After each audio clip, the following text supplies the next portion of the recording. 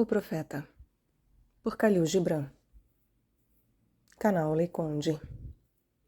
Caros ouvintes, caso queiram acompanhar o que aqui será lido, o link está no descritivo. Caso você goste do meu trabalho e queira auxiliá-lo, há também no descritivo links para o Apoia-se e para o Vaquinha. Também é possível fazer doações através de Pix. Centavos serão muito bem-vindos. Qualquer quantia será muito bem-vinda. Obrigada aos poucos e bons que ajudam. Também é possível tornar-se membro aqui do canal. Há diversos valores e possibilidades. Torne-se você também um membro aqui do canal. Ajude na manutenção, na continuidade do que aqui é feito. Também é possível comprar livros que chegarão até mim pela lista de desejos da Amazon para que sejam gravados. Logo mais teremos mais livros de Khalil Gibran, também que já foram comprados. Muito obrigada a todos que de alguma forma já contribuíram também neste aspecto. E eu peço para que curtam, compartilhem, comentem, inscrevam-se no canal, porque isso também faz diferença em termos de engajamento. O engajamento ele é muito importante para a disseminação do conteúdo e ampliação do meu trabalho, para que o canal cresça, para que as coisas que são aqui gravadas, esses conhecimentos todos, cheguem a mais pessoas, se tornem mais conhecidos. Se você também é a favor disso, curta, compartilhe, comente, inscreva-se no canal. Convide outras pessoas para que também o façam, etc. E sejam todos muito bem-vindos. Eu desejo a todos uma excelente escuta. Então vamos para O Profeta, de Khalil Gibran. A chegada do navio. Al-Mustafa, o escolhido e bem-amado, que era a aurora do seu próprio dia, esperara 12 anos na cidade de Orfalés pelo navio que havia de o recolher e levar de volta à sua ilha natal. E no 12º ano, no 7º dia de Eilul, o mês das colheitas, subiu a colina sem muralhas e pôs-se a olhar para o mar, e viu o seu navio aparecer com a bruma. Então as portas do seu coração abriram-se, e a alegria voou longe sobre o mar, e ele fechou os olhos e orou no silêncio da sua alma. Mas enquanto descia a colina, apoderou-se dele uma grande tristeza, e pensou com o coração: como poderei partir em paz e sem mágoa? Não vou sair da cidade com uma ferida no espírito. Muitos foram os dias de dor que passei dentro de suas muralhas, e muitas foram as noites de solidão. E quem pode separar-se da dor e da solidão sem mágoa?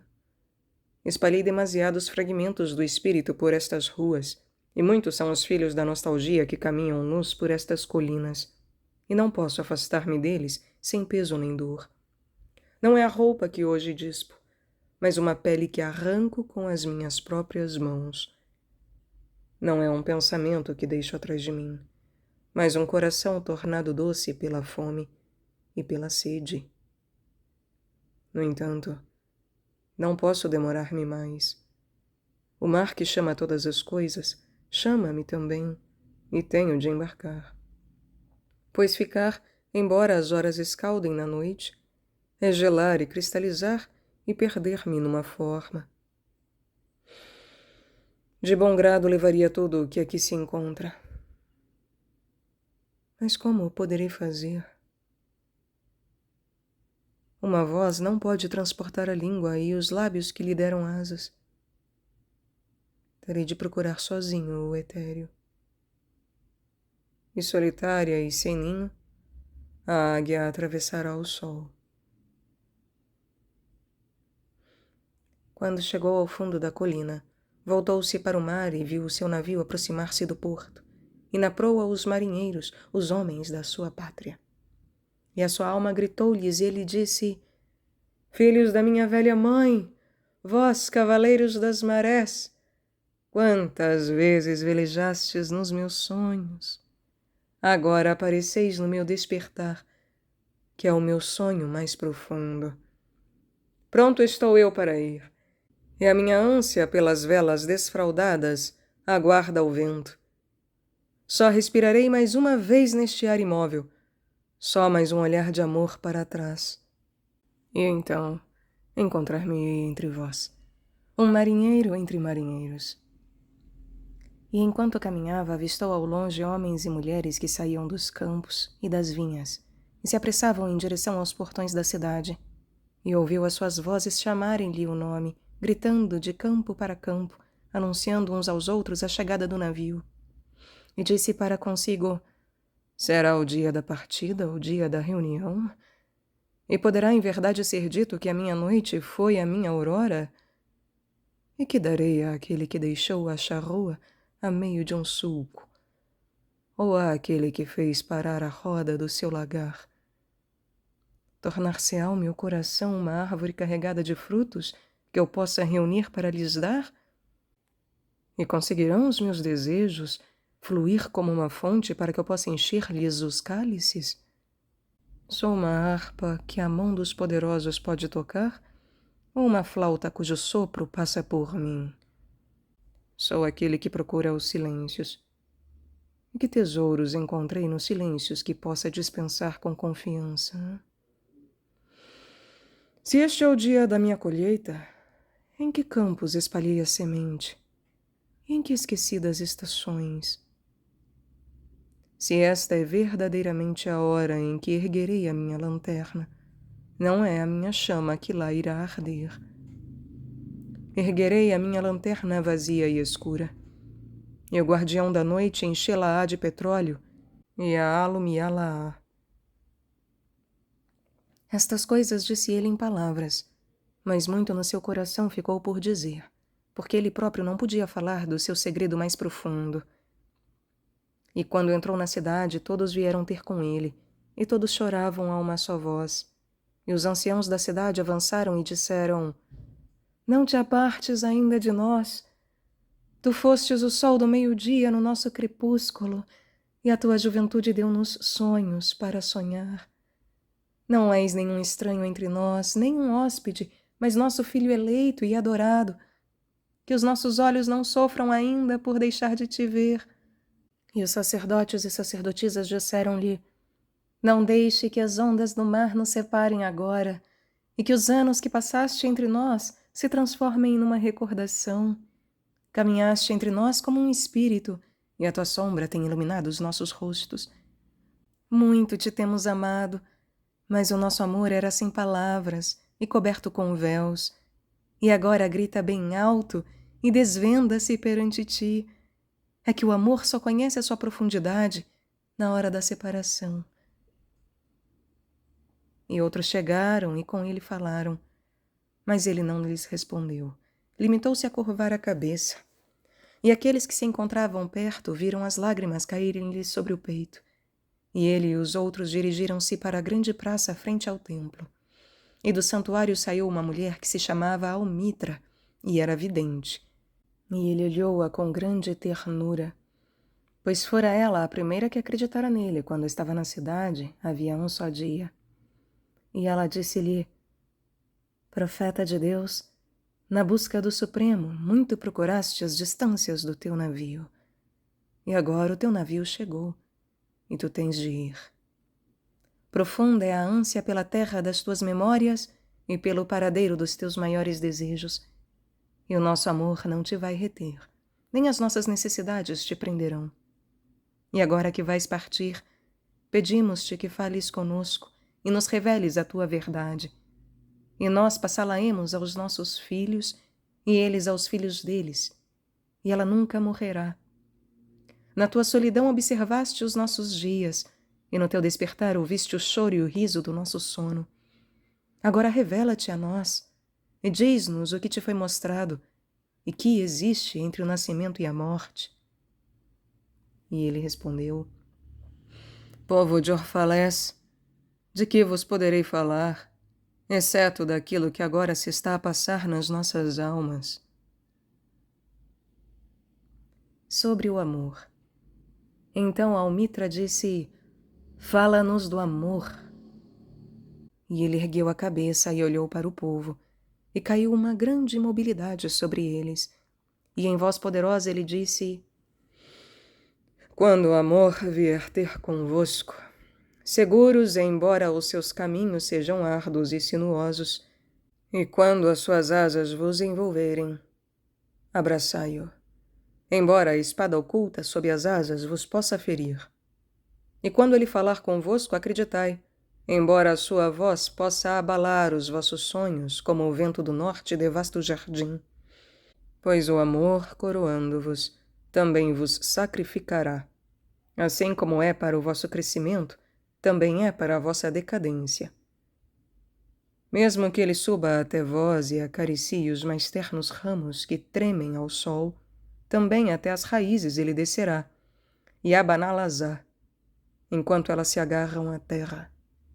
Como molhos de trigo ele vos ajunta a si, vos amanha para vos pôr a nu, vos peneira para vos libertar das impurezas, vos moe até a alvura, vos amassa até vos tomardes moldáveis, e depois entrega-vos ao seu fogo sagrado, para que vos torneis pão sagrado para a sagrada festa de Deus. Todas estas coisas vos fará o amor, até que conheçais os segredos do vosso coração, e com esse conhecimento vos torneis um fragmento do coração da vida. Mas se receosos procurardes só a paz do amor e o prazer do amor, então é melhor que oculteis a vossa nudez e saiais do amor, para o mundo sem sentido onde rireis, mas não com todo o vosso riso, e chorareis, mas não com todas as vossas lágrimas. O amor só se dá a si, e não tira nada senão de si. O amor não possui nem é possuído, pois o amor basta-se a si próprio. Quando amardes, não deveis dizer, Deus está no meu coração, mas antes, eu estou no coração de Deus. E não penseis que podeis alterar o rumo do amor, pois o amor, se vos achar dignos, dirigirá o seu curso. O amor não tem outro desejo que o de se preencher a si próprio. Mas se amardes e tiverdes desejos, que sejam esses os vossos desejos. Fundir-se e ser como um regato que corre e canta sua melodia para a noite. Para conhecer a dor de tanta ternura. Ser ferido pela vossa própria compreensão do amor e sangrar com vontade e alegremente.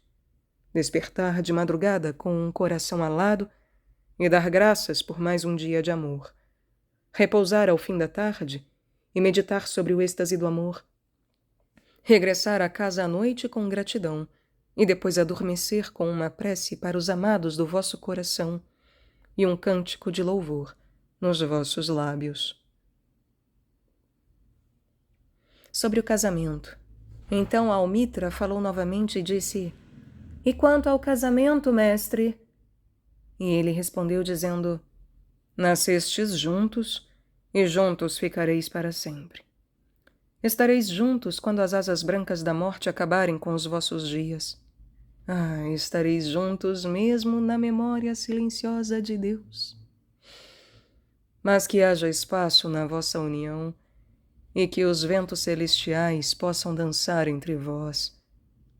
Amai-vos um ao outro, mas não façais do amor uma prisão. Deixai antes que seja um mar ondulante entre as margens das vossas almas. Enchei a taça um do outro, mas não bebais de uma só taça. Parti o vosso pão ao meio, mas não comais do mesmo pão. Cantai e dançai juntos, mas não deixai que cada um de vós fique sozinho. Como as cordas de uma lira estão sozinhas, embora vibrem ao som da mesma música, entregai os vossos corações, mas não ao cuidado um do outro, pois só a mão da vida pode conter os vossos corações. E ficai juntos, mas não demasiado juntos, pois os pilares do templo estão afastados, e o carvalho e o cipreste não crescem à sombra um do outro. Sobre as crianças. Depois uma mulher que trazia uma criança ao colo disse, Fala-nos das crianças. E ele respondeu, Os vossos filhos não são vossos filhos. São os filhos e as filhas da vida que anseia por si mesma. Eles vêm através de vós, mas não de vós. E embora estejam convosco, não vos pertencem. Podeis dar-lhes o vosso amor, mas não os vossos pensamentos, pois eles têm os seus próprios pensamentos.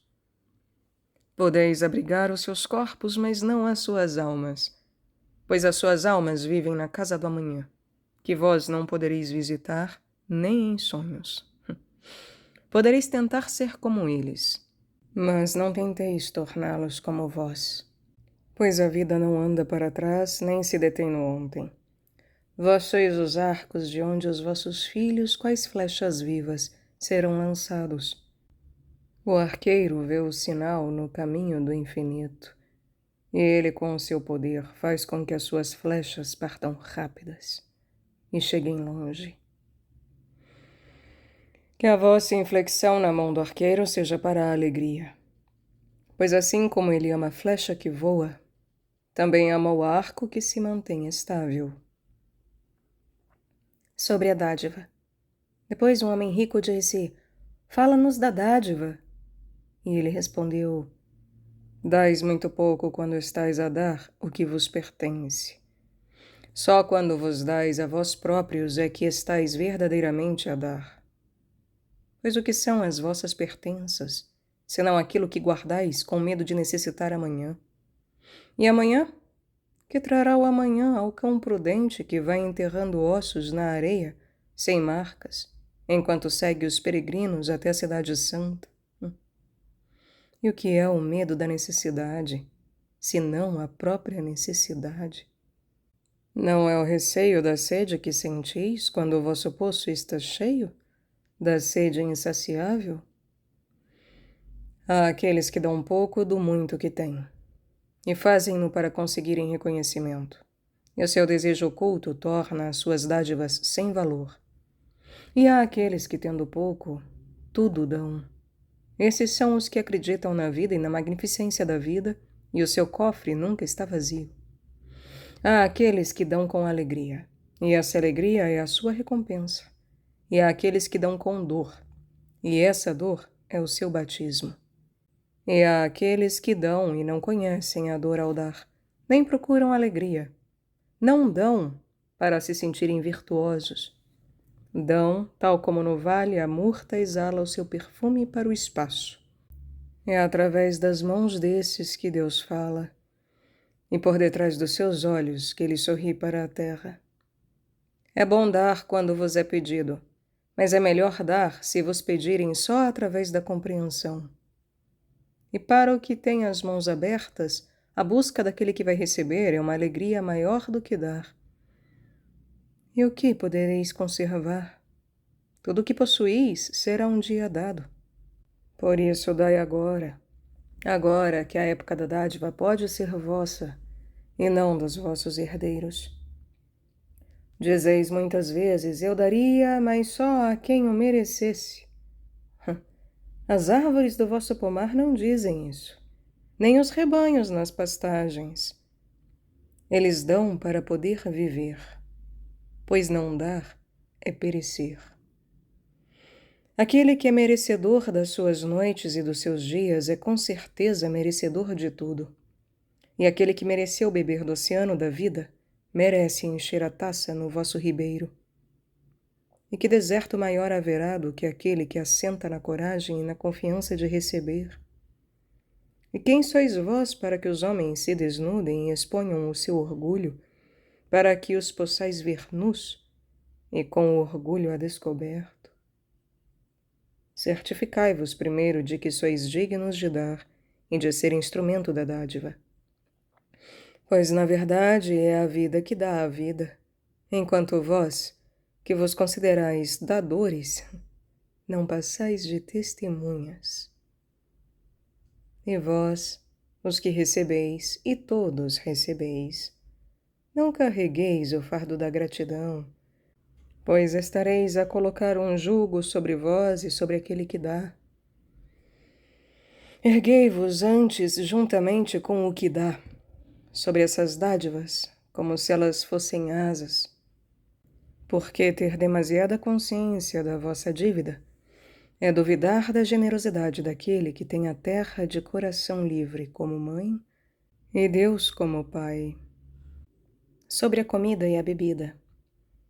Depois, um velho dono de uma estalagem disse: "Fala-nos da comida e da bebida." E ele respondeu: "Devereis viver da fragrância da terra, e tal como uma planta, sustentar-vos com a luz. Mas como tendes que matar para comer, e retirar o recém-nascido do leite da sua mãe para aplacar a vossa sede, então fazei disso um ato de veneração, e fazei um altar onde os puros e inocentes da floresta e da planície sejam sacrificados para aquilo que é mais puro e ainda mais inocente no homem. Quando matardes um animal, dizei-lhe com todo o coração: pelo mesmo poder com que te abato, também eu sou abatido, e também eu serei consumido. Porque a lei que te entregou nas minhas mãos me irá entregar a uma mão mais poderosa. O teu sangue é o meu sangue, mais não são do que a seiva que alimenta a árvore do céu. E quando esmagardes uma maçã com os vossos dentes, dizei com todo o vosso coração: as tuas sementes viverão no meu corpo, e os botões do teu amanhã florescerão no meu coração, e a tua fragrância será a minha respiração, e juntos nos regozijaremos em todas as estações. E no outono, quando colherdes as uvas das vossas vinhas, dizei com todo o coração: também eu sou vinha, e o meu fruto será colhido para o lagar, e tal como o vinho novo, serei conservado em jarros eternos. E no inverno, quando provardes o vinho, que haja no vosso coração uma canção para cada taça, e que na canção haja a recordação dos dias de outono, da vinha e do lagar. Sobre o trabalho. Depois um operário disse-lhe: fala-nos do trabalho. E ele respondeu dizendo: vós trabalhais para poder manter a paz com a terra e a alma da terra. Pois ser ocioso é tornar-se estranho às estações e ficar afastado da procissão da vida que marcha majestosamente e com orgulhosa submissão em direção ao infinito. Quando trabalhais, sois uma flauta através da qual o sussurro das horas se transforma em música. Qual de vós quereria ser uma cana muda e silenciosa, hein? Quando todo o resto canta em uníssono? Sempre vos disseram que o trabalho é uma maldição e o labor um infortúnio. Mas eu digo-vos que quando trabalhais, estais a preencher um dos sonhos mais importantes da terra, que vos foi destinado quando esse sonho nasceu, e quando vos ligais ao trabalho, estais verdadeiramente a amar a vida. E amar a vida através do trabalho é ter intimidade com o segredo mais secreto da vida. Mas se na dor chamais ao nascimento uma provação e a manutenção da carne uma maldição gravada na vossa fronte, então digo-vos que nada, exceto o suor na vossa fronte, apagará aquilo que está escrito. Também vos foi dito que a vida é escuridão, e no vosso cansaço fazeis-vos eco de tudo o que os cansados vos disseram. E eu digo que a vida é mesmo escuridão, exceto quando existe necessidade. E toda a necessidade é cega, exceto quando existe sabedoria. E toda a sabedoria é vã, exceto quando existe trabalho. E todo o trabalho é vazio, exceto se houver amor. E quando trabalhais com amor, estais a ligar-vos a vós mesmos e uns aos outros e a Deus. E o que é trabalhar com amor? É tecer o pano com fios arrancados do vosso coração, como se os vossos bem-amados fossem usar esse pano. É construir uma casa com afeto, como se os vossos bem-amados fossem viver nessa casa.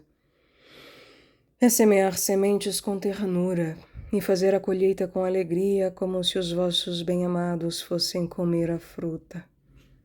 É dar a todas as coisas um sopro do vosso espírito e saber que todos os abençoados defuntos estão à vossa volta a observar-vos. Muitas vezes vos ouvi dizer, como se estivesseis a falar durante o sono: Aquele que trabalha o mármore e encontra na pedra a forma da sua própria alma é mais nobre do que aquele que trabalha a terra. E aquele que agarra o arco-íris para o colocar numa tela à semelhança do homem é mais do que aquele que faz as sandálias para os nossos pés. Mas eu digo, não no sono, mas no despertar, que o vento não fala mais documente com o carvalho gigante do que com a mais ínfima erva. E é grande aquele que sozinho transforma a voz do vento numa canção tornada doce pelo seu amor. O trabalho é o amor tornado visível. E se não sabeis trabalhar com amor, mas com desagrado, é melhor deixardes o trabalho e sentar-vos à porta do templo a pedir esmola àqueles que trabalham com alegria. Pois se fizerdes o pão com indiferença, estareis a fazer um pão tão amargo que só saciará a metade da fome. E se esmagardes as uvas de má vontade, essa má vontade contaminará o vinho com veneno. E se cantardes como anjos, mas não apreciardes os cânticos, estareis a ensurdecer os ouvidos do homem às vozes do dia e às vozes da noite. Sobre a alegria e a tristeza. Depois uma mulher disse: Fala-nos da alegria e da tristeza. E ele respondeu: A vossa alegria é a vossa tristeza mascarada. E o mesmo poço de onde sai o vosso riso esteve muitas vezes cheio de lágrimas. E como poderá ser de outra maneira? Quanto mais fundo a tristeza entrar no vosso ser, maior é a alegria que podereis conter. A taça que contém o vosso vinho não é a mesma que foi feita no forno do oleiro? E a lira que vos apanigua o espírito não é da mesma madeira com que foram esculpidas as facas? Quando estiverdes alegres, olhai bem dentro do vosso coração, e descobrireis que só aquele que vos deu tristezas vos dá também alegrias. Quando estiverdes tristes, olhai novamente para dentro do vosso coração, e vereis que na verdade estáis a chorar por aquilo que foi a vossa alegria. Alguns de vós dizeis, a alegria é maior que a tristeza, e outros dirão, não, a tristeza é maior. Mas eu digo-vos que são inseparáveis. Juntas vêm, e quando uma se junta, se senta junto de vós, lembra-vos que a outra está a dormir na vossa cama. Na verdade, estáis suspensos como balanças entre a vossa tristeza e a vossa alegria. Só quando vos esvaziais ficais em equilíbrio e imóveis. Quando o guardador de tesouros vos erguer para pesar o seu ouro e a sua prata, nem a vossa alegria nem a vossa tristeza se devem alterar. Sobre as casas. Depois um pedreiro aproximou-se e disse: Fala-nos das casas. E ele respondeu dizendo: Na vossa imaginação, construí um abrigo na floresta antes de construirdes uma casa dentro das muralhas da cidade. Pois assim como tendes vontade de regressar ao crepúsculo, também o errante que existe em vós, sempre distante e solitário, o tem. A vossa casa é o vosso corpo em ponto grande. Cresce ao sol e dorme na quietude da noite, e tem sonhos. A vossa casa não sonha? E ao sonhar não deixa a cidade e vai para os bosques e colinas? Pudesse eu juntar as vossas casas na minha mão e espalhá-las pelas florestas e pelos prados. Os vales seriam as vossas ruas, e os caminhos verdes as vossas avenidas. E procurareis uns pelos outros nas vinhas, e trareis nas vossas roupas a fragrância da terra. Mas ainda não chegou o momento dessas coisas acontecerem. Os vossos antepassados, com receio, fizeram-vos permanecer juntos, e esse receio perdurará mais algum tempo.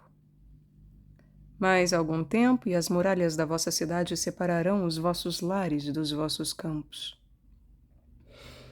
E dizei-me, povo de Orfalés, que tendes vós nessas casas, Que guardais vós as 7 chaves? Tendes paz, a calma necessidade que revela o vosso poder? Tendes recordações nas abóbodas que assentam nos cumes do espírito? Tendes a beleza que conduz o coração das coisas modeladas em madeira e pedra à montanha sagrada? Dizei-me, tendes isto nas vossas casas? Ou só tendes conforto e o desejo do conforto? Essa coisa que entra na vossa casa como hóspede e logo se transforma em dono, e depois se apossa de tudo, hein? E se transforma em domador, e com o chicote faz dos vossos maiores desejos meras marionetas. Embora as suas mãos sejam de seda, o seu coração é de ferro. Embala-vos até adormecerdes para ficar junto à vossa cama, e escarnecer da dignidade da carne, e troça dos sentidos sensatos, e torna-os frágeis navios. Na verdade, o desejo do conforto mata a paixão da alma e depois acompanha, sorrindo, o seu funeral. Mas vós, filhos do espaço, que repousais na inquietude, não vos deixareis apanhar nesta ratoeira, nem vos deixareis domar. A vossa casa não será uma âncora, mas um mastro. Não será uma tênue película que tapa uma ferida, mas uma pestana que guarda o olho. Não encolhereis as vossas asas para passardes pelas portas, nem curvareis as vossas cabeças para que não batam no teto, nem receareis respirar com medo de que as paredes se desmoronem. Não vivereis em túmulos feitos pelos mortos para os vivos. E embora magnificente e resplendorosa, a vossa casa não reterá o vosso segredo, nem abrigará a vossa aspiração.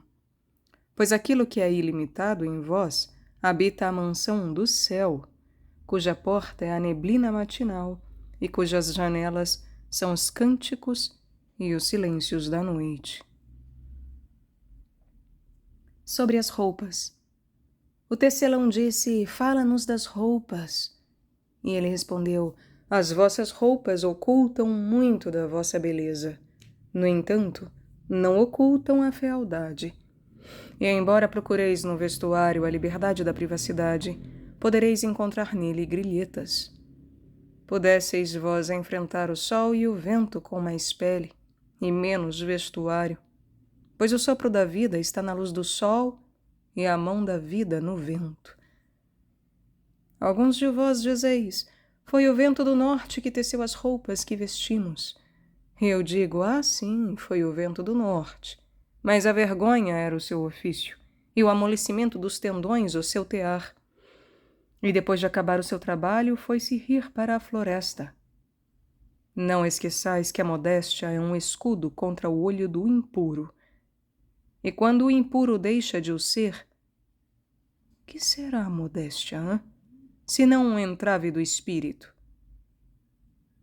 Não esqueçais que a modéstia é um escudo contra o olho do impuro. Mas quando o impuro deixa de o ser, que será a modéstia, senão um entrave do espírito? E não vos esqueçais que a terra adora sentir os vossos pés nus, e os ventos anseiam por brincar com os vossos cabelos. Sobre as compras e vendas. E um mercador disse, fala-nos das compras e das vendas. E ele respondeu dizendo, para vós a terra concede os frutos e vós não os aceitareis a menos que saibais como encher as mãos. É na troca das dádivas da terra que encontrareis a abundância e ficareis saciados. No entanto, a menos que a troca seja feita com amor e justiça, só trará ganância a alguns e sofreguidão a outros. E vós, trabalhadores do mar e campos e vinhas, quando no mercado encontrardes os tecelões, os oleiros e os mercadores de especiarias, invocai então o Espírito Superior da terra, para que venha para o meio de vós e abençoe as balanças e as medidas que avaliam valor contra valor, E não admitais que os de mão estéreis participem nas vossas transações, pois eles trocariam as suas palavras pelo vosso trabalho. A tais homens deveis dizer: vinde conosco aos campos, ou ide com os nossos irmãos para o mar e atirai as vossas redes, pois a terra e o mar serão tão generosos para vós como têm sido para nós. E se aparecem os dançarinos e cantores e tocadores de flauta, aceitai também as suas ofertas, pois também eles recolhem frutos e incensos, e aquilo que trazem, embora disfarçado de sonhos, é alimento para a vossa alma. E antes de sairdes do mercado, certificai-vos de que ninguém saiu de mãos vazias, pois o espírito superior da terra não dormirá em paz ao vento, enquanto não forem satisfeitas as necessidades dos mais pequenos de vós. Sobre o crime e o castigo. Então um dos juízes da cidade avançou e disse: fala-nos do crime e do castigo. E ele respondeu dizendo: é quando o vosso espírito vagueia pelo vento que vós, solitários e indefesos, fazeis mal aos outros e também a vós mesmos. E pelo mal que fazeis, devereis bater à porta dos abençoados e esperar. O vosso eu interior é como o oceano, permanece para sempre imaculado, e tal como o etéreo só ergue os seres alados. O vosso eu interior é como o sol, não conhece os esconderijos da toupeira, nem procura as tocas da serpente. Mas o vosso eu interior não habita sozinho dentro de vós. Muito em vós ainda é humano, e muito não o é. Mas um pigmeu disforme que caminha sonâmbulo no nevoeiro à procura do seu próprio despertar. E é do homem em vós que agora irei falar, pois é ele, e não o vosso eu interior, nem o pigmeu no nevoeiro, que conhece o crime e o castigo do crime. Muitas vezes vos ouvi falar daquele que comete um crime como se não fosse um de vós, mas um intruso no vosso mundo. Mas digo-vos que, tal como os santos e os justos não se podem erguer mais alto do que o mais alto que existe em cada um de vós, também os maus e os fracos não podem cair mais baixo do que o mais baixo que existe em vós. E tal como uma simples folha só amarelece em conjunto com toda a árvore, também aquele que comete um crime não o pode fazer sem a anuência secreta de todos vós. Como numa procissão, caminhais juntos em direção ao vosso eu interior. Vós sois o caminho e os caminhantes, e quando um de vós cai, cai por aqueles que vêm atrás, para os avisar da pedra que encontraram no caminho. E cai por aqueles que vão à sua frente, que, embora mais rápidos e seguros, não estão livres de tropeçarem na mesma pedra. E notai que, embora a palavra vos pese no coração, o assassinado não está isento da responsabilidade pelo seu próprio assassínio, e o roubado não está isento de culpas por o ter sido. O justo não está inocente dos feitos do malvado, e o que tem as mãos limpas não está limpo dos atos do culpado. Sim, o culpado é por vezes vítima do ofendido, e ainda mais vezes é o portador do fardo dos inocentes e retos. Não podeis separar o justo do injusto e o bom do mal, pois eles andam juntos ante a luz do sol, tal como juntos são tecidos os fios brancos e negros. E quando o fio negro quebra, o tecelão examina todo o tecido e também todo o tear. Se algum de vós trouxer o julgamento à mulher infiel, que também pese o coração do marido e meça a sua alma. E aquele que quiser flagelar o ofensor, olhe para o espírito do ofendido. E se algum de vós punir em nome do que é justo e cortar com o machado a árvore do mal, deixe então que se vejam as raízes, e encontrará as raízes do bom e do mal, do que dá frutos e do que não dá, entrelaçadas no coração silencioso da terra. E vós, juízes que quereis ser justos, que condenação ireis dar àquele que, embora honesto de corpo, é ladrão de espírito, hein? Que castigo ireis dar àquele que flagela a carne e também flagela o espírito? Como procedereis com aquele que nos seus atos é falso e opressor, mas que, no entanto, é também enganado e oprimido? E como ireis punir aqueles cujos remorsos são maiores do que os crimes que cometeram? Não será o remorso a justiça que é administrada pela própria lei que quereis servir? No entanto, não podereis impor o remorso ao inocente, nem arrancá-lo do coração do culpado. Subitamente, à noite, ele convocará os homens para que olhem para si próprios. E vós, que deveis entender a justiça, como o podereis fazer, a menos que olheis para os fatos à plena luz? Só assim sabereis que o ereto e o caído são um único homem no crepúsculo entre a noite da sua pequenez e o dia da sua espiritualidade, e que a pedra-mãe do templo não é mais alta que a mais funda pedra dos seus alicerces. Sobre as leis. Então o homem de leis disse: E as nossas leis, mestre? E ele respondeu: Deleitai-vos a fazer as leis. No entanto, mais vos deleitais em as desrespeitar. Como crianças brincando junto ao oceano, a construir castelos de areia com persistência, para logo os destruírem alegremente. Mas enquanto construís os vossos castelos de areia, o oceano traz mais areia para a costa, e quando vós os destruís, o oceano ri-se convosco. Na verdade, o oceano ri-se sempre com os inocentes. Mas que dizer daqueles para quem a vida não é um oceano? E as leis feitas pelo homem não são castelos de areia, mas para quem a vida é uma rocha, e a lei um cinzel que serve para moldarem a sua semelhança. Que dizer do aleijado que detesta dançarinos? Que dizer do boi que gosta do jugo e condena o cisne, e o gamo da floresta, por serem seres errantes e vagabundos? Que dizer da velha serpente que não consegue despir-se da sua pele e acusa os outros de estarem nus e não terem pudor? E daquele que aparece cedo na festa do casamento e que, depois de bem alimentado e já cansado, se vai embora dizendo que todas as comemorações são violação e os participantes violadores da lei? Que poderei dizer desses, a não ser que também eles estão expostos à luz, mas de costas viradas para o sol? Só conseguem ver as suas sombras, e as suas sombras são as suas leis. E que é o sol para eles, senão um conjunto de sombras? E o que significa reconhecer as leis, senão curvar-se e traçar as suas sombras na terra? Mas vós que caminhais enfrentando o sol, que imagens da terra podereis reter? Hein? Vós que viajais com o vento, que catavento poderá orientar o vosso rumo?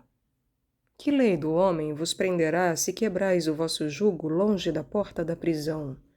Que leis receareis se dançardes, mas tropeçardes em grilhetas inexistentes? E quem vos poderá julgar se despedaçardes as vossas roupas, sem todavia as deixardes no caminho de nenhum homem? Povo de Orfalés, podereis abafar o tambor e alargar as cordas da lira. Mas quem poderá impedir a cotovia de cantar? Sobre a liberdade. Um orador disse: Fala-nos da liberdade. E ele respondeu: Às portas da cidade e junto à lareira, já vos vi prostrados a venerarem a vossa própria liberdade. Tal como os escravos se curvam perante um tirano e o louvam enquanto ele os açoita.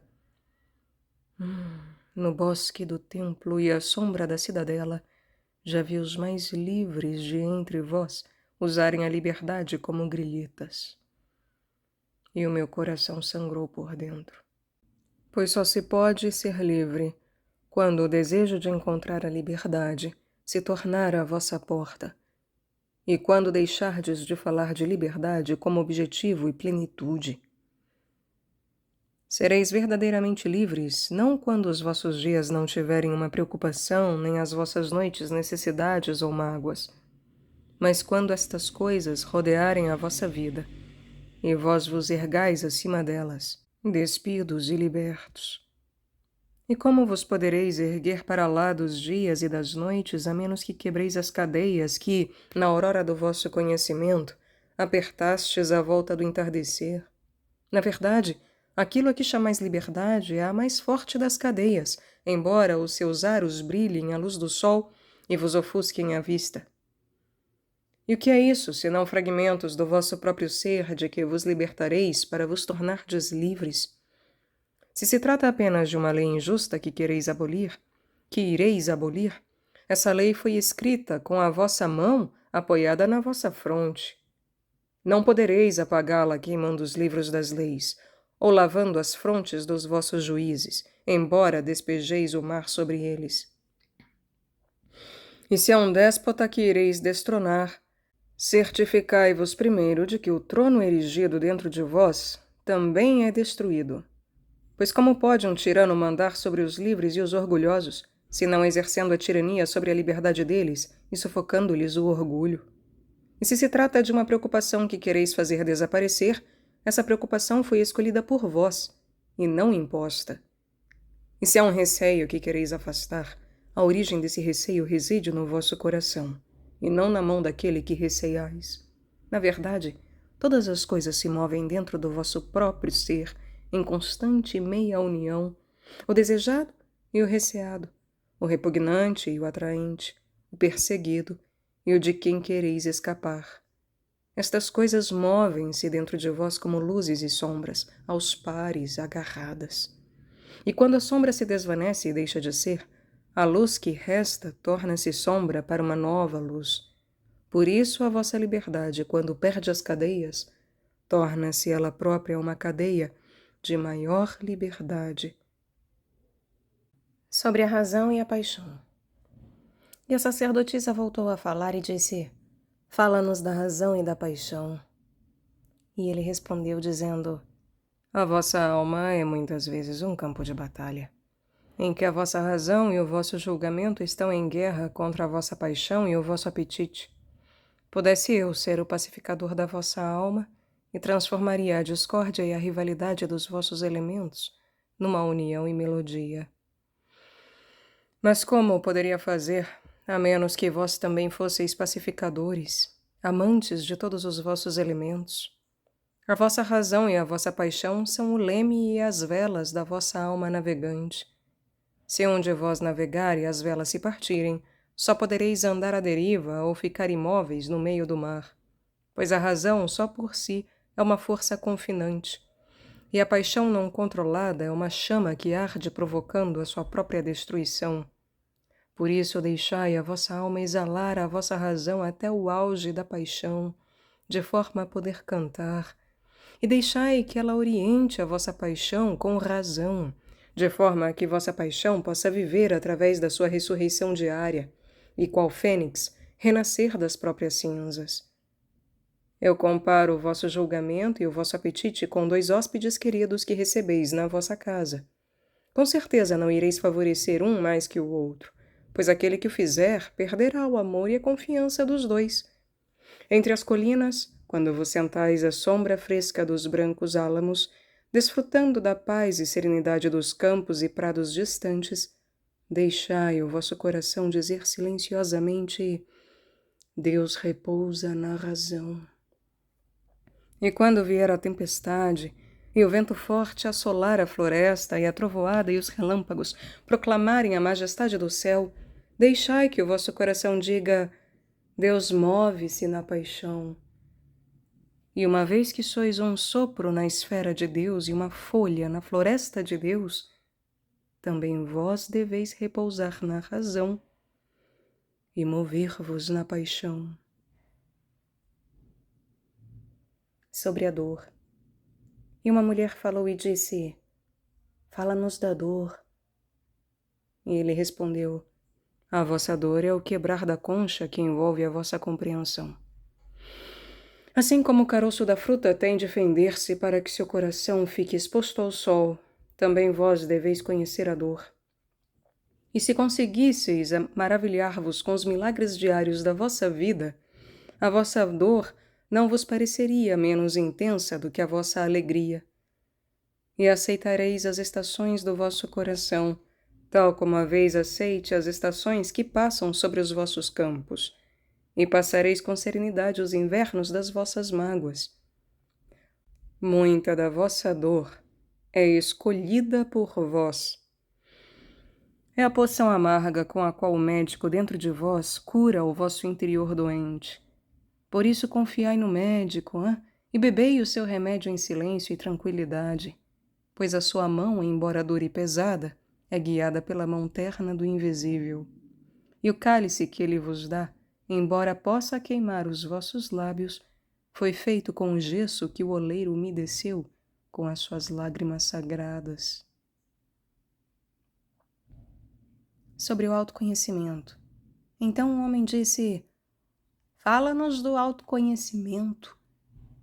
E ele respondeu dizendo: os vossos corações conhecem em silêncio os segredos dos dias e das noites, mas os vossos ouvidos anseiam pelo som do conhecimento do vosso coração. Vós sabeis por palavras aquilo que sempre soubestes em pensamento. Tocais com a ponta dos dedos o corpo nu dos vossos sonhos. E ainda bem que assim é.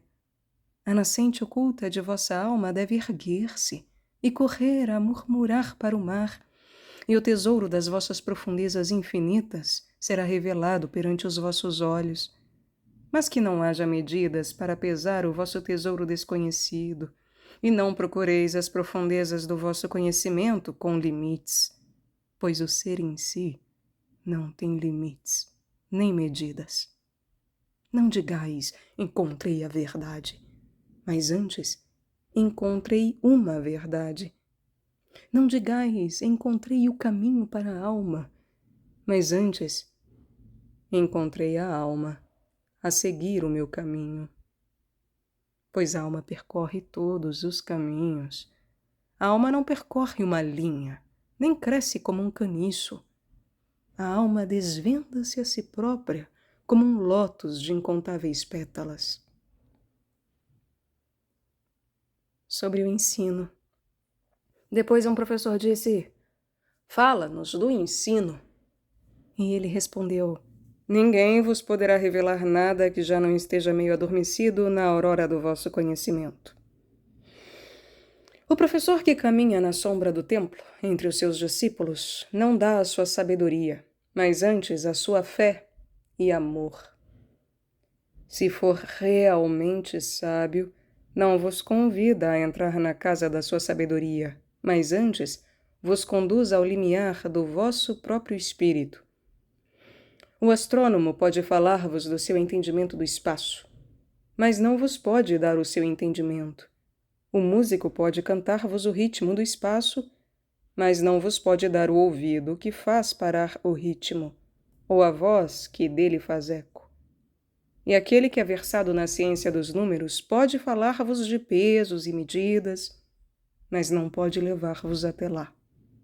Pois a visão de um homem não empresta as suas asas a outro. E mesmo que cada um de vós esteja sozinho no conhecimento de Deus, também cada um de vós deve estar sozinho no seu conhecimento de Deus e na sua compreensão da terra. Sobre a amizade.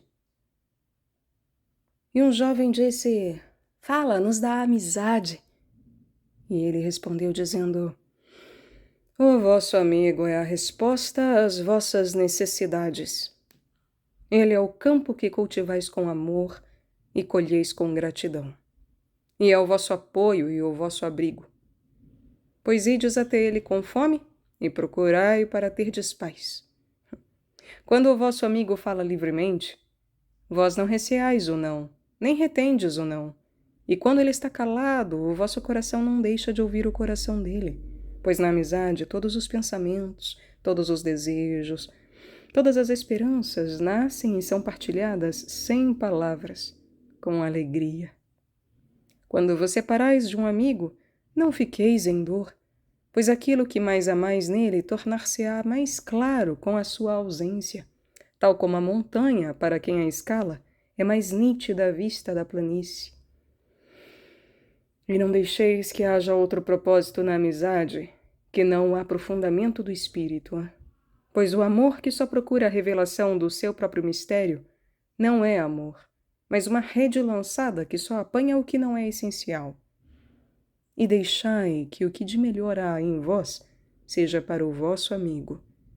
Já que ele tem de conhecer o refluxo da vossa maré, que conheça também o seu fluxo.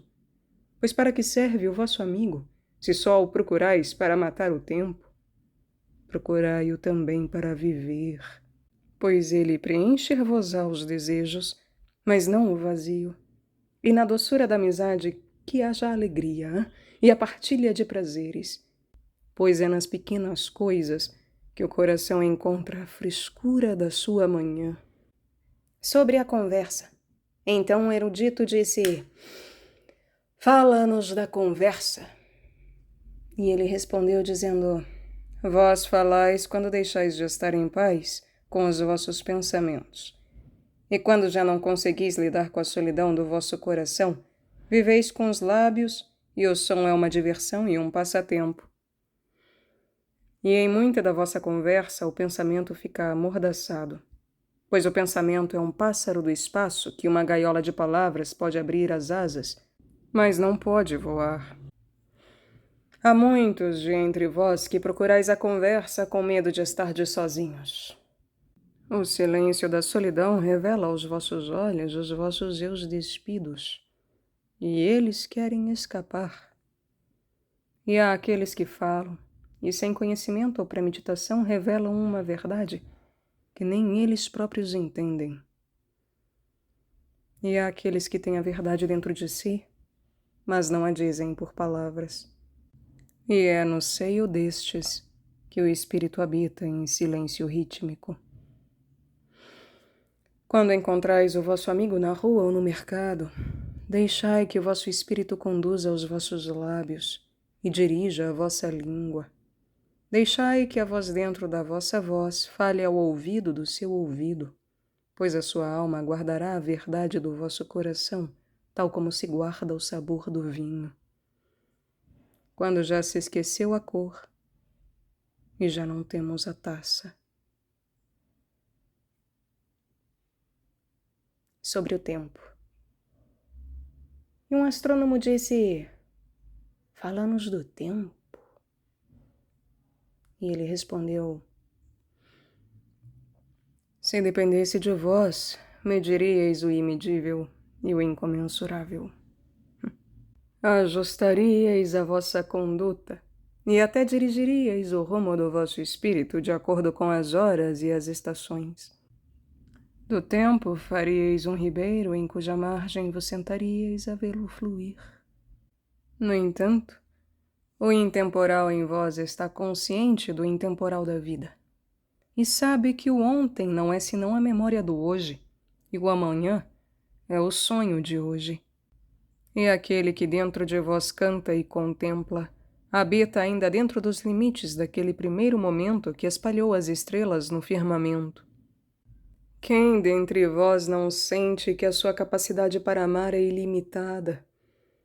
E, no entanto, também sente que esse mesmo amor, embora ilimitado, está confinado no âmago do seu ser, não se movendo de pensamento amoroso para pensamento amoroso, nem de atos de amor para atos de amor. E não será o tempo tal como o amor, indivisível e imóvel? Mas, se em pensamento quiserdes medir o tempo em estações, deixai que cada estação abrace todas as outras, e deixai que o hoje abrace o passado com saudade, e o futuro com ansiedade. Sobre o bem e o mal. E um dos anciãos da cidade disse: Fala-nos do bem e do mal. E ele respondeu: Do bem que existe em vós posso falar, mas não do mal. Pois que é o mal, senão o bem torturado pela sua própria fome e sede? Na verdade, quando o bem está esfomeado, procura alimento até nas cavernas mais escuras, e quando tem sede, bebe até de águas paradas. Vós sois bons quando sois unos dentro de vós. No entanto, quando não sois unos dentro de vós, não sois maus, pois uma casa dividida não é um tugúrio de ladrões, é só uma casa dividida. E um navio sem leme pode vaguear sem destino por entre ilhas perigosas, e, no entanto, não se afundar. Vós sois bons quando vos tentais dar. No entanto, não sois maus quando procurais proveito, pois quando procurais proveito não passais de uma raiz que se agarra à terra e lhe suga o seio. Com certeza que a fruta não pode dizer à raiz: sê como eu, madura e cheia e sempre abundante. Pois para a fruta dar é uma necessidade, tal como receber é uma necessidade para a raiz. Vós sois bons quando estáis completamente despertos. No entanto, não sois maus quando dormis enquanto a vossa língua murmura sem sentido. E até um discurso sem sentido pode fortalecer uma língua fraca. Vós sois bons quando ergueis firmemente o vosso objetivo com passos ousados. No entanto, não sois maus quando caminhais com hesitação. Até aqueles que caminham com hesitação não andam para trás. Mas vós que sois fortes e determinados, evitai hesitar ante os indecisos, nem que seja por bondade. Vós sois bons de inúmeras formas, e não sois maus quando não sois bons. Sois apenas vagabundos e ociosos. É pena que o veado não possa ensinar a rapidez à tartaruga. Mas o vosso desejo pelo vosso eu gigante reside na vossa bondade, e essa bondade está no todo de vós. Mas em alguns de vós esse desejo é uma corrente que se dirige para o mar, levando os segredos das encostas e as canções da floresta. E noutros é um ribeiro sereno que se perde nos ângulos e nas curvas antes de chegar à costa. Mas que aquele que deseja muito não diga àquele que deseja pouco: por que razão és lento e ocioso? Pois aquele que é verdadeiramente bom não pergunta ao nu: onde está a tua roupa? E nem ao sem-abrigo: o que aconteceu à tua casa? Sobre a oração. Depois uma sacerdotisa disse: fala-nos da oração. E ele respondeu dizendo: vós orais na aflição e na necessidade. Também deveis orar na alegria e nos tempos de abundância, né? Pois o que é a oração, senão a expansão de vós no ar vivo? E se vos dá consolo largar vossa escuridão no espaço, também vos deve dar felicidade lançar o vosso coração à aurora. E se só conseguirdes chorar quando a vossa alma vos chamar à oração, ela vos estimulará até que, ainda a chorar, vos comeceis a rir. Quando rezais, encontrais no ar aqueles que rezam à mesma hora, e que não fosse na oração, nunca encontraríeis. Quando rezais, encontrais no ar aqueles que rezam à mesma hora, e que não fosse na oração, nunca encontraríeis. Por isso deixai que a vossa visita a esse templo invisível não seja senão para o êxtase e a doce comunhão. Pois não deveis entrar no templo com outro objetivo, que não seja o de pedir aquilo que não recebereis. E se lá entrardes com humildade, assim permanecereis. Ou mesmo se lá entrardes para pedir favores para os outros, não sereis ouvidos. É suficiente que entreis invisíveis no templo.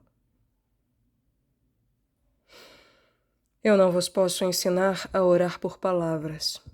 Deus não ouve a vossa palavra, as vossas palavras, a não ser quando Ele próprio as murmura, através dos vossos lábios. E eu não posso ensinar a oração dos mares e das florestas e das montanhas. Mas vós que nascestes nas montanhas e nas florestas e nos mares, encontrareis a oração nos vossos corações, e se escutardes na quietude da noite, ouvi-las-eis dizer em silêncio: Nosso Deus, que sois o nosso eu alado, é a vossa vontade em nós que quer, e o vosso desejo em nós que é desejado. É a vossa vontade para que tornemos as nossas noites que são vossas, em dias que são igualmente vossos.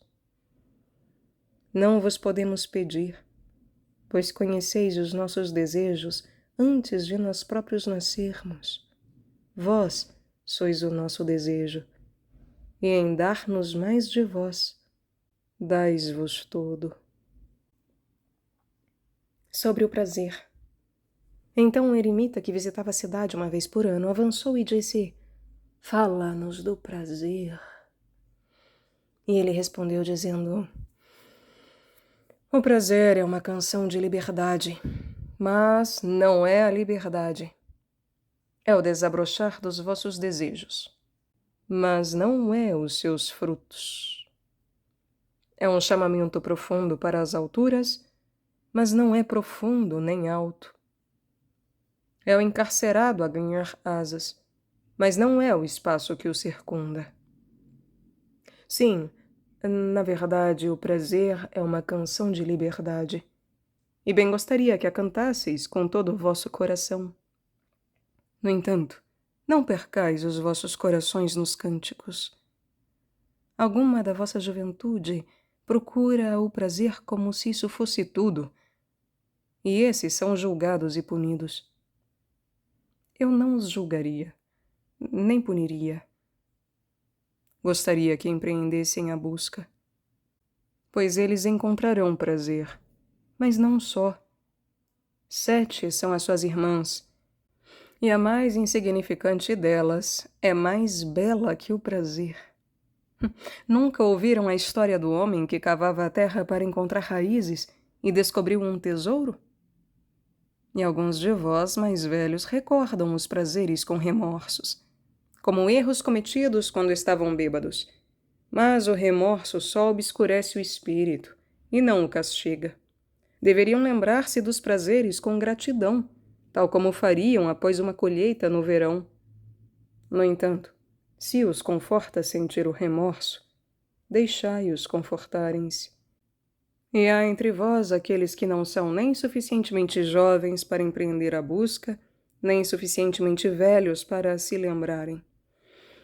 E no medo deles de procurarem e se lembrarem, conseguem afastar todos os prazeres, a menos que negligenciem o espírito. Mas até na antecipação reside o seu prazer. E assim também eles encontram um tesouro, embora procurem as raízes com mãos trêmulas. Mas dizei-me, quem pode ofender o espírito? Hein? Será que o roxinol consegue ofender a quietude da noite? Ou o brilho das estrelas? E as vossas chamas, ou fumo, eles conseguem carregar o vento? Pensais que o espírito é um lago imóvel que podeis perturbar? Muitas vezes, ao negardes a vós mesmos o prazer, estais a ocultar o desejo nos recônditos do vosso ser. Quem sabe que o que parece ser omitido hoje espera por amanhã? Até o vosso corpo conhece a sua herança e as suas necessidades, e não sairá desiludido. E o vosso corpo é a harpa da vossa alma, e é a vós que compete extrair dela uma doce melodia ou sons confusos.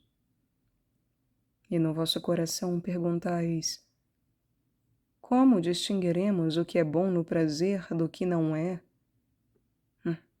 Ide para os vossos campos e jardins, e aprendereis que o prazer da abelha consiste em retirar o mel da flor, mas também a flor tem prazer em dar o seu mel à abelha, pois para a abelha a flor é uma fonte de vida, e para a flor a abelha é mensageira de amor, e para ambas, abelha e flor, o dar e o receber de prazer é uma necessidade e um êxtase. Povo de Orfalés, olhai para os vossos prazeres como as abelhas e as flores. Sobre a beleza. E um poeta disse: fala-nos da beleza. E ele respondeu: onde podereis procurar a beleza, hã? E onde a encontrareis, a menos que ela própria cruze o vosso caminho e vos guie? E como falareis dela, a não ser que ela seja o artífice dos vossos discursos? O humilhado e o ofendido dizem: a beleza é compassiva e gentil, tal como uma mãe tímida da sua própria glória caminha entre nós. E o apaixonado diz: não, a beleza é coisa de poder e temor. Tal como a tempestade, ela abala a terra sob nós e o céu por cima de nós. Os cansados e exaustos dizem: a beleza consiste em suaves murmúrios. Fala no nosso espírito. A sua voz ouve-se nos nossos silêncios como uma tênue luz que estremece com medo da sombra. Mas o inquieto diz: já a ouvimos gritar nas montanhas, e com seus gritos ouviu-se o som dos passos, o bater das asas e o rugir dos leões. À noite, os guardiões da cidade dizem: a beleza virá com a aurora do poente.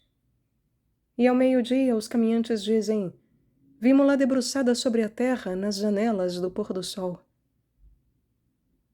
No inverno, dizem os que recolhem a neve: ela virá com a primavera, saltando pelas colinas. E no verão, os ceifeiros dizem: vimo-la dançar com as folhas do outono, e tinha pedaços de neve no cabelo. Todas estas coisas dissestes da beleza. No entanto, na verdade, não falastes dela, mas de necessidades insatisfeitas. E a beleza não é uma necessidade, mas um êxtase. Não é uma boca com sede, nem uma mão vazia estendida, mas antes um coração inflamado e uma alma encantada. Não é a imagem que vereis, nem o som que ouvireis, mas antes uma imagem que vedes, embora fecheis os olhos, e uma canção que ouvis, embora tapeis os ouvidos. Não é nem a seiva na casca enrugada, nem a asa presa por uma garra, mas antes um jardim sempre em flor, e um grupo de anjos sempre a voar. Povo de Orfalés, a beleza é a vida, quando a vida desvenda o seu rosto sagrado. A beleza é a vida, quando a vida desvenda o seu rosto sagrado. Mas vós sois a vida, e sois o véu. A beleza é a eternidade a olhar-se ao espelho. Mas vós sois a eternidade e o espelho. Sobre a religião. E um velho sacerdote disse: fala-nos da religião. E ele respondeu: terei falado de outra coisa até agora? Não será a religião senão todos os atos e toda a reflexão? E tudo aquilo que não é ato nem reflexão, mas encantamento e surpresa sempre emergentes da alma, mesmo quando as mãos talham a pedra ou trabalham no tear? Quem poderá separar a sua fé das suas ações, hein? Ou as suas crenças das suas ocupações? Quem pode estender as suas horas perante ele dizendo: isto é para Deus e isto é para mim, isto é para minha alma e isto para o meu corpo? Todas as vossas horas são asas que voam no espaço de um eu para o outro eu. Aquele que usa a sua moral como a melhor indumentária faria melhor se andasse nu. O vento e o sol não abrirão buracos na sua pele, não. E aquele que rege a sua conduta pela ética está a aprisionar numa gaiola o pássaro que canta. Os cânticos mais livres não saem através de grades nem grilhetas. E aquele para quem a devoção é uma janela para abrir, mas também para fechar, ainda não visitou a morada da sua alma, cujas janelas vão de aurora a aurora. A vossa vida diária é o vosso templo e a vossa religião. A vossa vida diária é o vosso templo e a vossa religião. Cada vez que entrais nela, entrai por inteiro. Levai a charrua e a forja, o maço e a lira. As coisas de que precisais por necessidade ou prazer, pois em sonhos não podereis erguer-vos acima dos vossos feitos, nem cair mais baixo do que as vossas falhas. E levai convosco todos os homens, pois na adoração não podereis voar mais alto do que as suas esperanças, nem humilhar-vos mais baixo do que o seu desespero. E se quereis conhecer Deus, não pretendais resolver enigmas. Se quereis conhecer Deus, não pretendais resolver enigmas. Olhai antes à vossa volta e vê-lo-eis a brincar com os vossos filhos. E olhai para o espaço. Vê-lo-eis a caminhar sobre as nuvens, de braços estendidos para a luz, descendo sobre a chuva. Vê-lo-eis sorrindo no meio das flores. E depois erguer-se e agitar as árvores com as suas mãos. Sobre a morte. Depois Almitra falou e disse: quereríamos que falasses agora da morte. E ele respondeu: vós conheceis o segredo da morte. Mas como o encontrareis, a menos que o procureis no âmago do coração? O mocho cujos olhos noturnos são cegos para a claridade não pode desvendar o mistério da luz. Se quereis verdadeiramente conhecer o espírito da morte, abri o vosso corpo até ao corpo da vida. Pois vida e morte são uma só, tal como são o rio e o mar. Na profundeza dos vossos desejos e esperanças está a consciência silenciosa do além. E até como as sementes que sonham sob a neve, também o vosso coração sonha com o desabrochar. Confiai nos sonhos, pois neles está a porta para a eternidade. O vosso medo da morte não é mais do que o temor do pastor quando se vê perante o rei que ergue a sua mão para o honrar. E sob sua tremura, não está feliz o pastor por trazer em si a insígnia do rei? E, no entanto, não está mais consciente do seu tremor? Pois o que é morrer, se não ficar nu ao vento e fundir-se com o sol? E o que é deixar de respirar, se não libertar a respiração das suas inquietações, a fim de ela poder elevar-se e expandir-se até Deus? Só quando beberdes do rio do silêncio sereis capazes de cantar. E quando chegardes ao cimo da montanha, podereis então começar a subir. E quando a terra reclamar o vosso corpo, então sereis verdadeiramente capazes de dançar. Os adeuses. E chegou a noite e Almitra a vidente disse: abençoado seja este dia e este local, e o teu espírito, que falou. E ele disse: fui eu quem falou? E não terei sido eu o ouvinte? Depois desceu os degraus do templo e todo o povo o seguiu. E chegou junto do seu navio e ficou no convés. E, voltando a encarar o povo, ergueu a voz e disse: povo de Orfalés, o vento leva-me a deixar-vos. Sou menos apressado que o vento. No entanto, devo ir. Nós, os errantes, sempre em busca de caminhos solitários, Não acabamos um dia onde o tivermos começado, e nenhum nascer do sol nos encontra onde o pôr do sol nos encontrou. Viajamos mesmo enquanto a terra dorme. Somos as sementes da planta perene, e é na maturidade do nosso coração e na sua plenitude que nos entregamos ao vento. Breves foram os meus dias entre vós, e ainda mais breves as palavras que proferi. Mas se acaso a minha voz desaparecer dos vossos ouvidos e o meu amor se desvanecer na vossa memória, então eu voltarei. E com o coração mais rico e a boca mais virada para o espírito, eu falarei.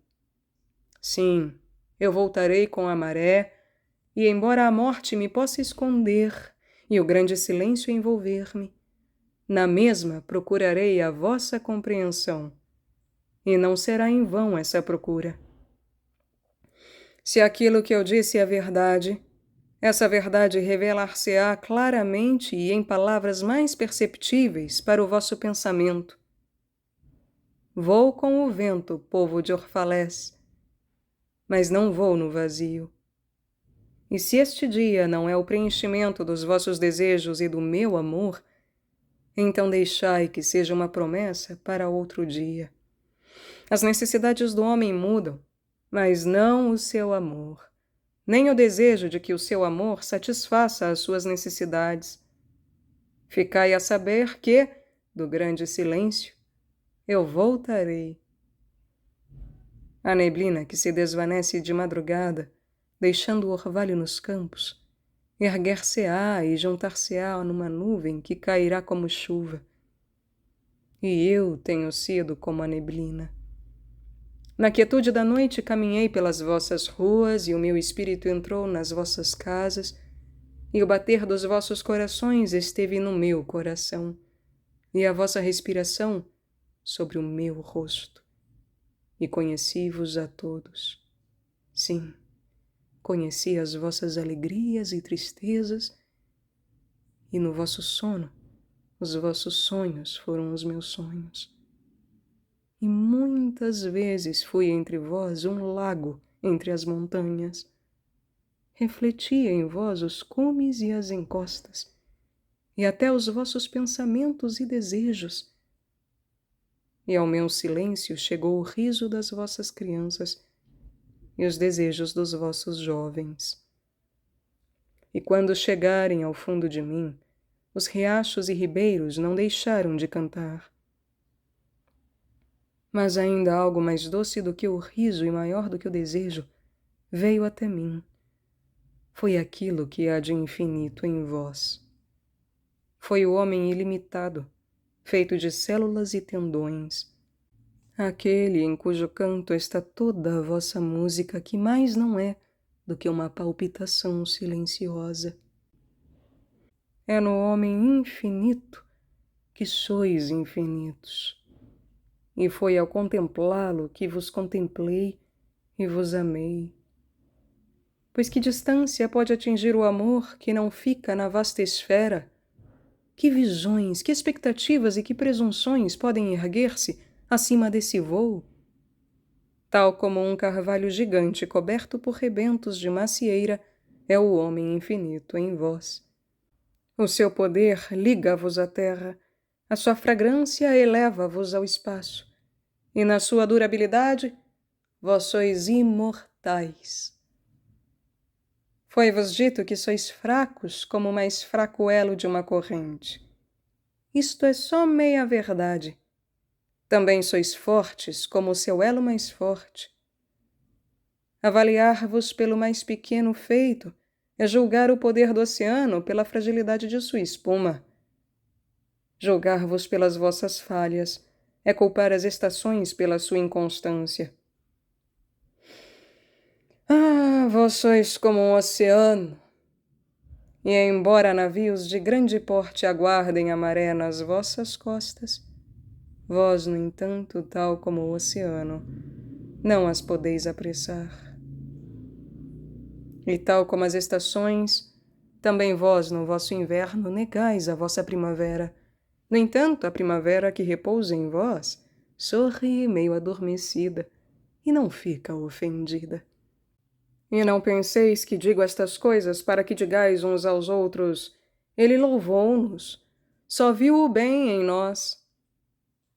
Só vos falo com palavras que vós próprios conheceis em pensamento. E o que é a palavra conhecimento, senão uma sombra da sabedoria indizível? Os vossos pensamentos e as minhas palavras são ondas de uma memória selada que mantém registrados os nossos ontens e os dias antigos, quando a terra não nos conhecia, nem se conhecia a si própria, e as noites em que a terra estava mergulhada em caos. Homens sábios vieram oferecer-vos a sua sabedoria. Eu vim receber a vossa sabedoria. E encontrei algo maior do que essa sabedoria. É uma chama espiritual que se encontra em vós, enquanto vós, inconscientes da sua expansão, lamentais o passar dos vossos dias. É a vida em busca da vida, em corpos que receiam o túmulo. Aqui não existem túmulos.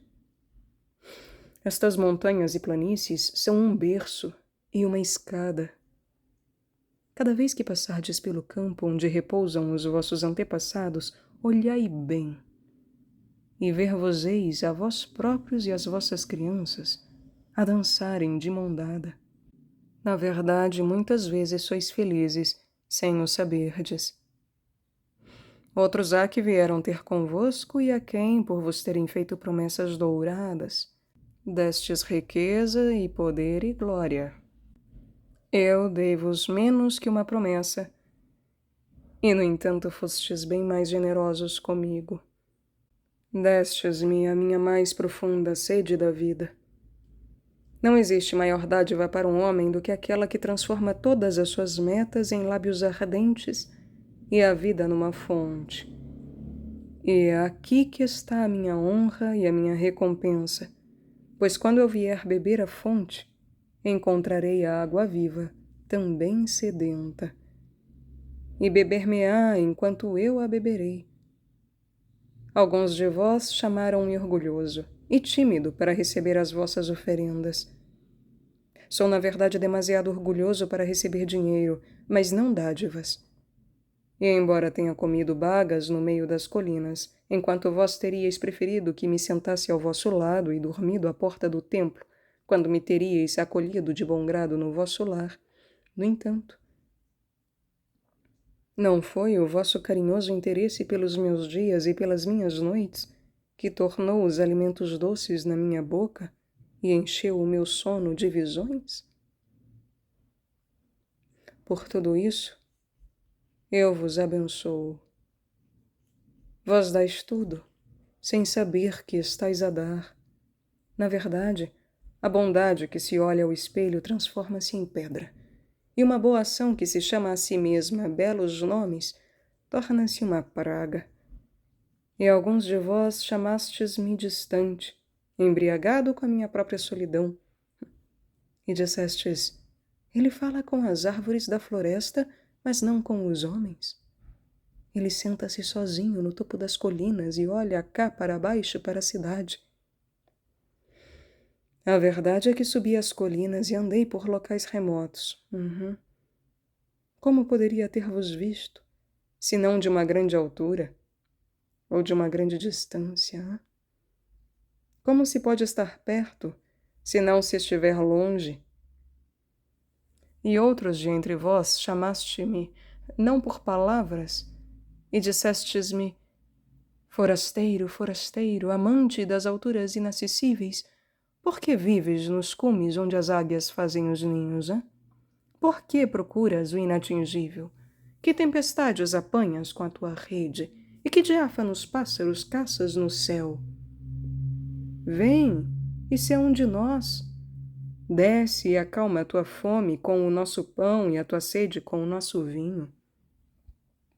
Na solidão das vossas almas dissestes estas coisas, mas se a vossa solidão fosse mais profunda, saberíeis que eu só procuro o segredo da vossa alegria e da vossa dor, e só andei à caça dos vossos eus mais profundos que caminham pelo céu.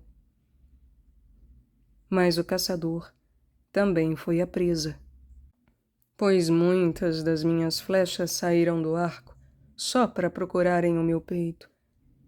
E o alado também foi o rastejante, pois quando as minhas asas se abriram ao sol, a sua sombra na terra foi uma tartaruga.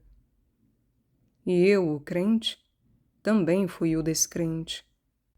Muitas vezes coloquei o dedo sobre a minha própria ferida para ter mais fé em vós e maior conhecimento de vós. E se estas forem palavras vagas, não procureis clarificá-las.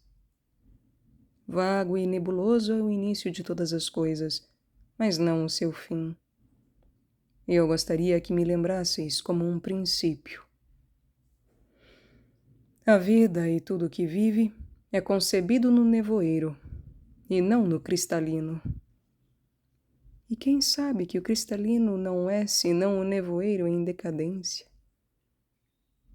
É isto que eu gostaria que recordasseis quando vos lembrardes de mim. Que aquilo que parece mais fraco e débil em vós é o mais forte e mais determinado. Não foi a vossa respiração que erigiu e fortaleceu a estrutura dos vossos ossos? E não foi o sonho que nenhum de vós se lembra de ter sonhado que construiu a vossa cidade e tudo o que nela existe? Pudesseis vós ver as marés dessa respiração, que deixaríeis de ver tudo o resto. E se pudesseis ouvir o sussurro do sonho, não ouviríeis mais nada. Mas vós não vedes, nem ouvis, e está bem.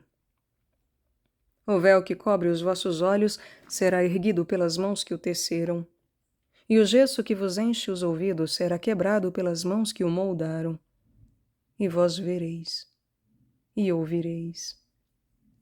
No entanto, não lamentareis ter conhecido a cegueira, nem lamentareis ter sido surdos, pois nesse dia conhecereis o propósito oculto de todas as coisas e abençoareis a escuridão, tal como abençoareis a luz. Depois de dizer estas coisas, olhou em volta e viu o capitão do seu navio em pé junto ao leme, a olhar para as velas enfunadas, e disse: Paciente, mais do que paciente, é o capitão do meu navio. O vento sopra e as velas estão inquietas, até o leme suplica direção, e, no entanto, o meu capitão aguarda o meu silêncio. E os meus marinheiros que escutaram o coro do mar imenso, também eles me ouviram pacientemente. Agora já não esperarão mais. Estou pronto. O ribeiro chegou ao mar, e mais uma vez a mãe imensa aperta o filho contra o seio. Adeus, povo de Orfalés. Este dia chegou ao fim. Fecha-se sobre nós como o nenúfar sobre o seu próprio amanhã. Aquilo que nos foi dado aqui, conservaremos. E se não for suficiente, então teremos de nos juntar novamente e estender as mãos ao doador. Não vos esqueçais que voltarei para junto de vós. Um pouco de tempo, e juntarei espuma e pó para outro corpo. Um pouco de tempo, um momento de descanso sobre o vento, e outra mulher me trará dentro de si. Adeus a vós e à juventude que passei convosco. Foi só ontem que nos encontráramos num sonho. Cantastes para mim na minha solidão, e dos vossos desejos construí uma torre no céu. Mas agora o nosso sono voou e o nosso sonho chegou ao fim. E já não é a aurora. O meio-dia está sobre nós, e o nosso meio despertar tornou-se pleno dia, e devemos separar-nos. Se no crepúsculo da aurora nos encontrarmos mais uma vez, voltaremos a falar, e cantareis para mim uma canção mais profunda. E se as nossas mãos se voltarem a tocar noutro sonho, construiremos outra torre no céu. E assim falando, fez sinal aos marinheiros, e logo eles levantaram âncora e desataram o navio e dirigiram-se para o oriente. E da multidão ouviu-se um clamor, como saído de um só coração, e ergueu-se no crepúsculo e foi transportado sobre o mar. Só Almitra ficou calada, a olhar para o navio até que ele desapareceu entre a neblina. E quando toda a gente dispersou, ela continuou imóvel, junto ao cais, lembrando no seu coração as palavras dele. Um pequeno momento, um momento de descanso sobre o vento, e outra mulher me trará dentro de si.